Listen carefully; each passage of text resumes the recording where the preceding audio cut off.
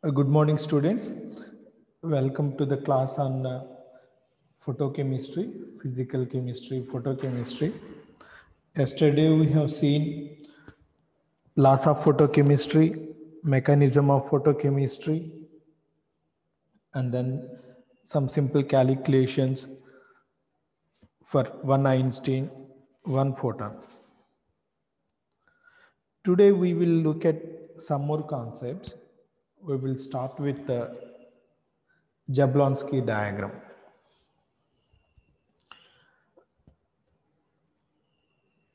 Before going to the details of Jablonski diagram, let me remind you two definitions.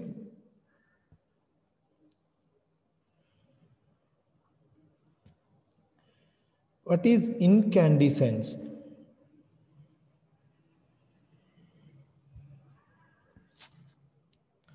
What is luminescence?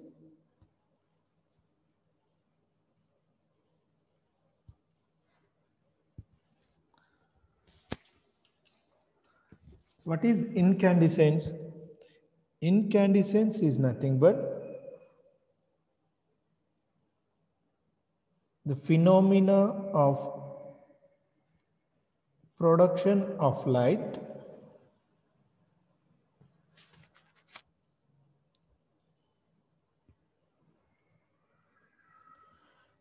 by heating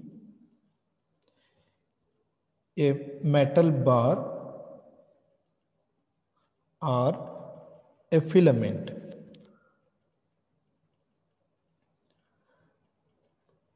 For example, when we heat an iron bar, you all might have seen that, right? When we heat it to a very high temperatures, it will glow with red light. So that means at high temperatures, it emits light. So that is an example for incandescence, production of light by heating. Similarly, in a normal bulbs where we use filament, when we supply electrical energy will be converted to thermal energy. Then when the filament gets heated, it starts emitting light. So this is what incandescence is. What is luminescence? Luminescence is nothing but production of light by any means other than heating. If we can produce light by any process without heating, then it is called luminescence.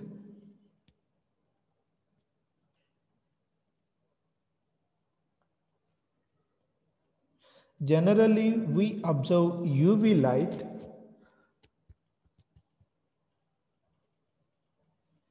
UV light in case of luminescence. So production of light due to some cause other than heating.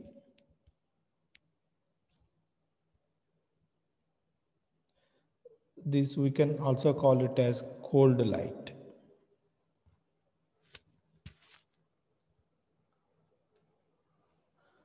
Nowadays we are also having luminescent bulbs, right?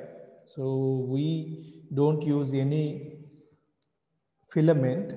Instead we use gases and other chemical processes where when we supply electrical energy, that will be converted to light energy.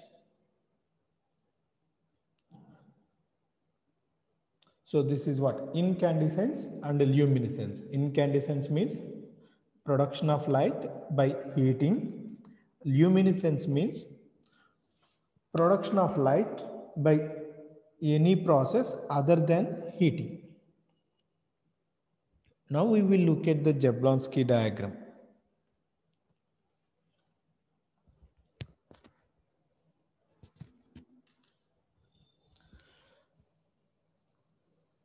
For a general photochemical reaction,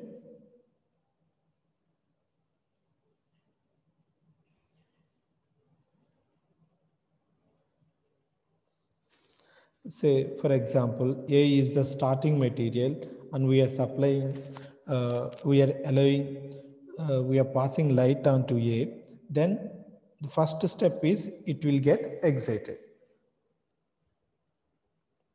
It will get excited. How? Simple. In the ground state, the molecule takes the energy and then it gets excited to the excited state. Of course, in the excited state, it is not stable because it is a higher energy state, it is unstable. Immediately, it will get back to the ground state by releasing energy. By releasing energy. Now, the absorption of light, excitation to the higher energy states, then coming back to the ground state involves gain of energy, loss of energy, conversion of energies. Now we will look at these processes.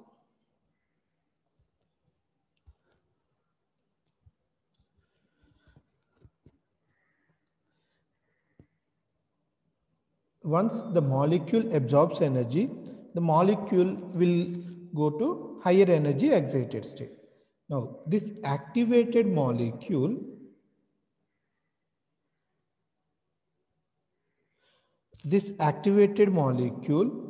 returns to the ground state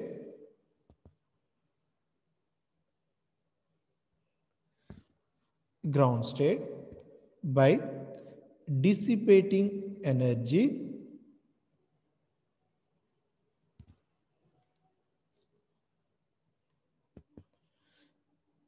through the following processes.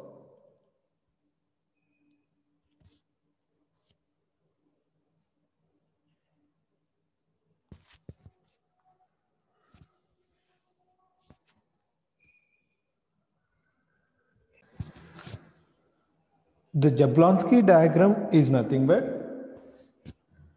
the dissipation of how the excited molecule is dissipating its energy when it is coming back to the ground state.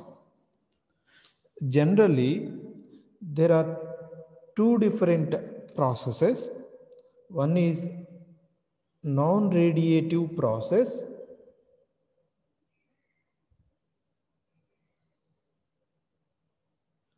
Other one is radiative transitions.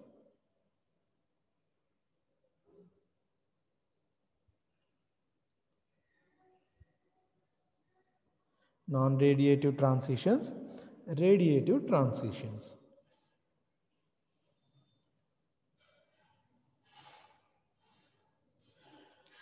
What is non-radiative? What is radiative? Radiation is nothing but light. So, non-radiative process means a processes which convert their energy or which transmit their energy by processes other than generation of light. Here it is a radiative transition, that means energy conversion will be in the form of light. Generally, you can observe 2 points whenever you want to transfer energy. One is intent transfer. Another one is non-intentional transfer. I'll give you one example. When we use our mobile phone for a long time, we generally observe heating. So what is the function of a mobile phone?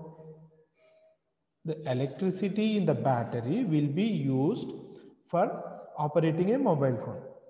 So when we want to use a mobile phone, the electricity in the battery will be utilized. Fine, but why we are observing heat, thermal energy?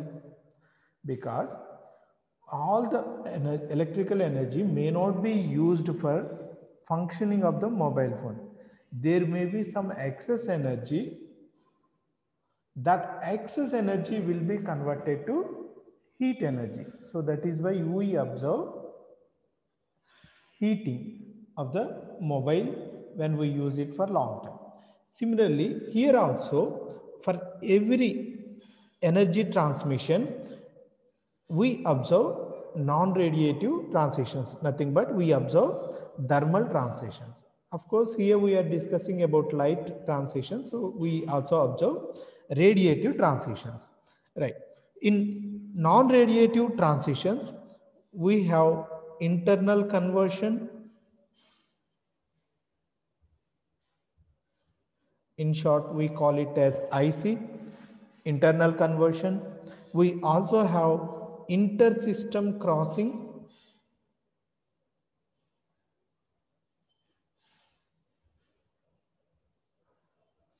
This is called ISC between singlet and triplet states. Singlet and triplet states. So in non-radiative process, that means thermal energy, okay? Internal conversion and inter-system crossing involve in release of thermal energy, non-radiative process. Similarly, in radiative process, radiative transmission also, that means where we observe release of light, we have two different processes. One is fluorescence, another one is phosphorescence. In radiative transitions, we have two transitions. One is fluorescence, another one is phosphorescence. Of course, there is a third transition which involves a chemical reaction.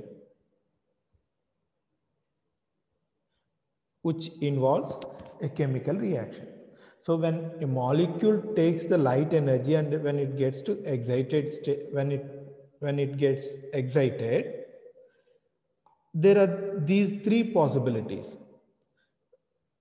The excited molecule may lose its energy through non-radiative processes, that means by releasing thermal energy, or it may release its energy through radiative processes, that means it releases its energy in the form of light, or it may be converted to product, that is a chemical reaction. So these are the three basic processes that will occur with an excited molecule. Now we will try to indicate these processes in terms of Jablonski diagram.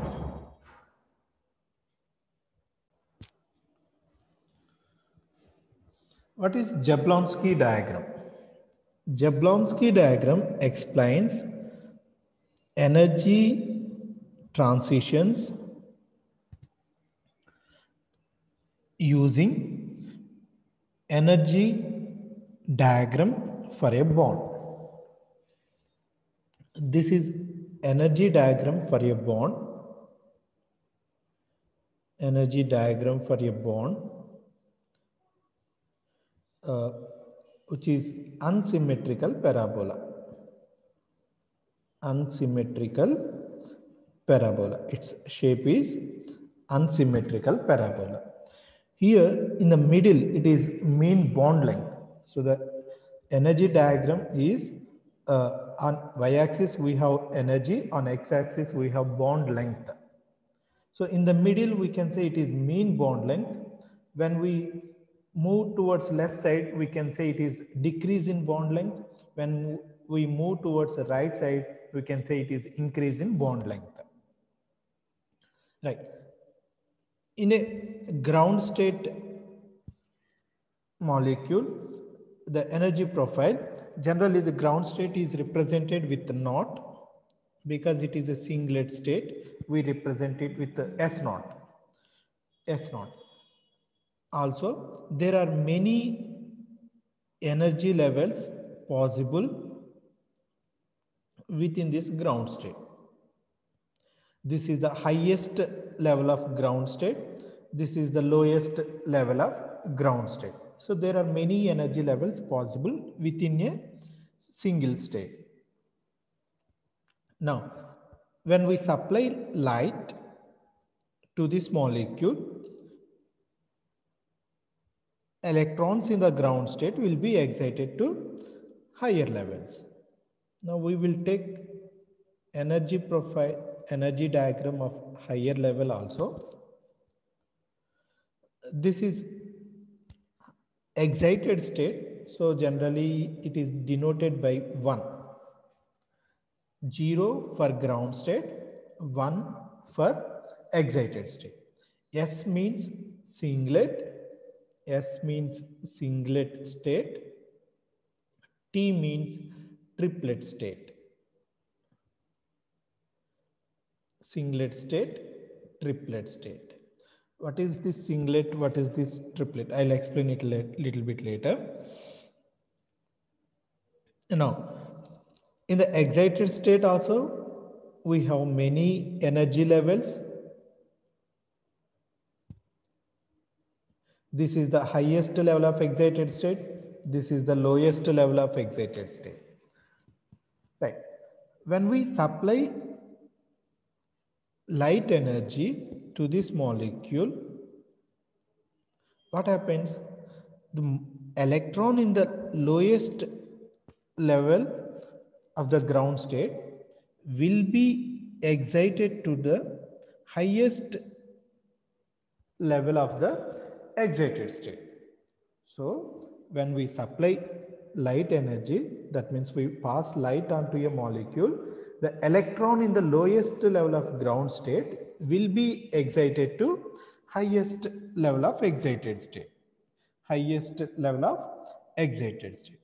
Now, the electron in the highest level of excited state is having high energy, which is an unstable condition. So it has to release its energy so that it becomes again stable. Now, how it releases its energy?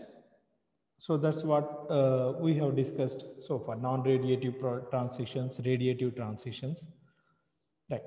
The first possibility is the molecule will the electron will release its energy and it will be transmitted to the lowest level of excited state. So first it releases its energy and then it comes from highest level of excited state to the lowest level of excited state. This is what is called internal conversion. This is what is called internal conversion. So if the electron changes its energy level within the state, then it is called internal conversion. Generally, for internal conversion, it takes 10 power minus 11 seconds. The time of internal conversion is 10 power minus 11 seconds. Right. I need to convey you 2 more points. If I use this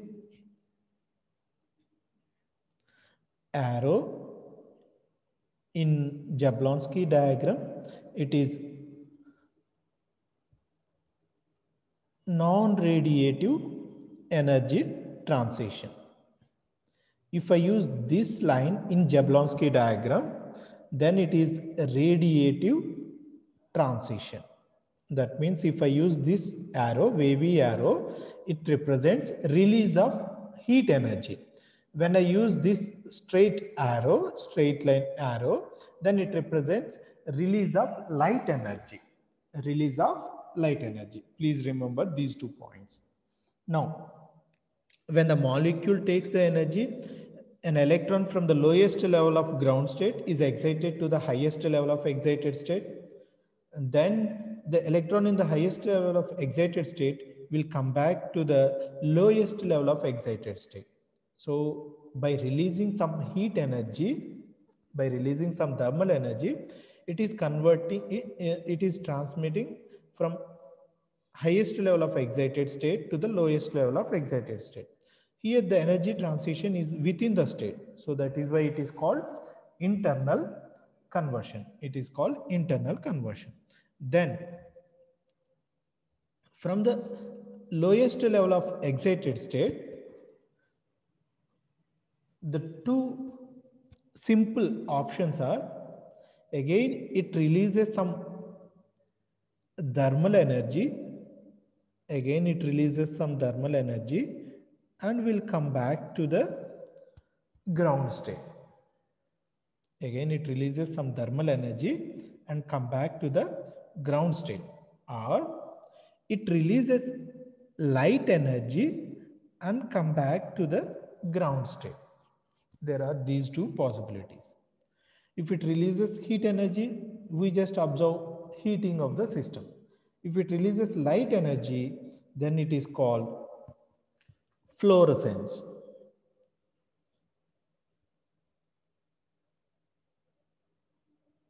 If it releases light energy, then we observe, we call it as fluorescence.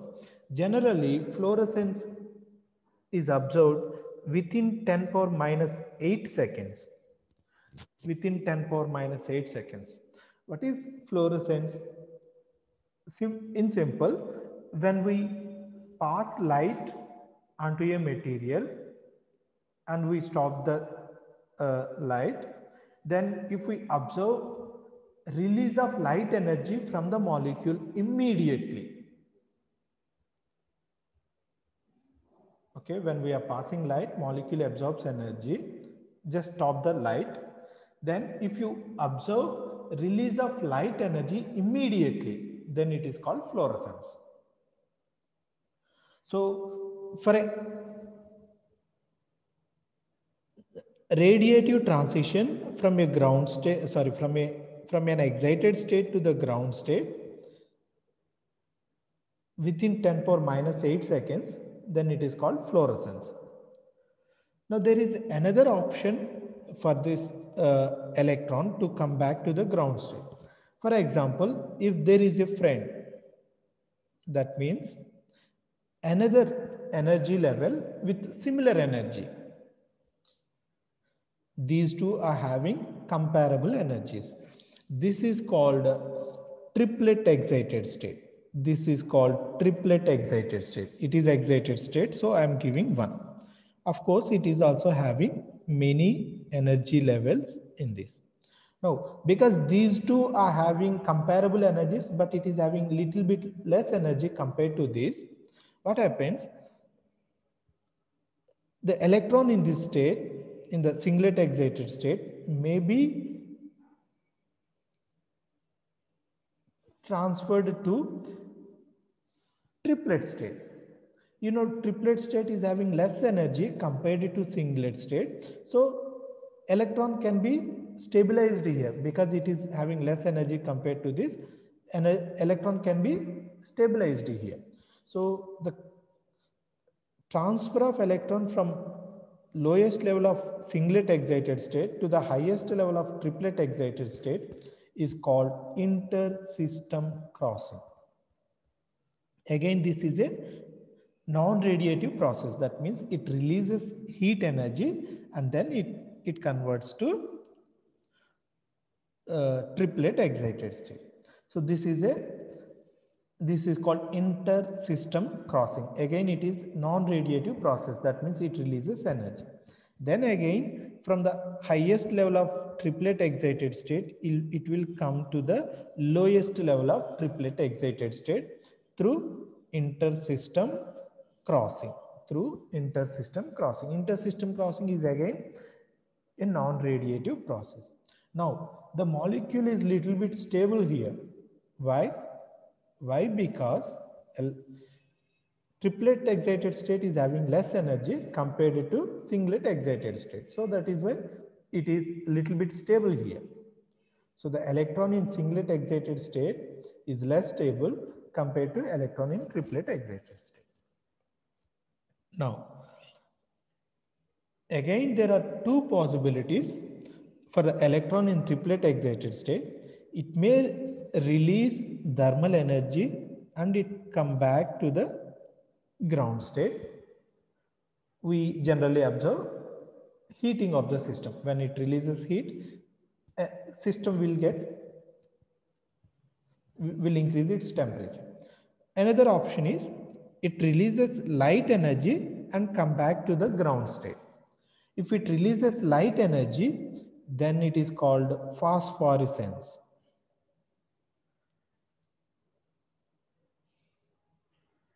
Then it is called phosphorescence.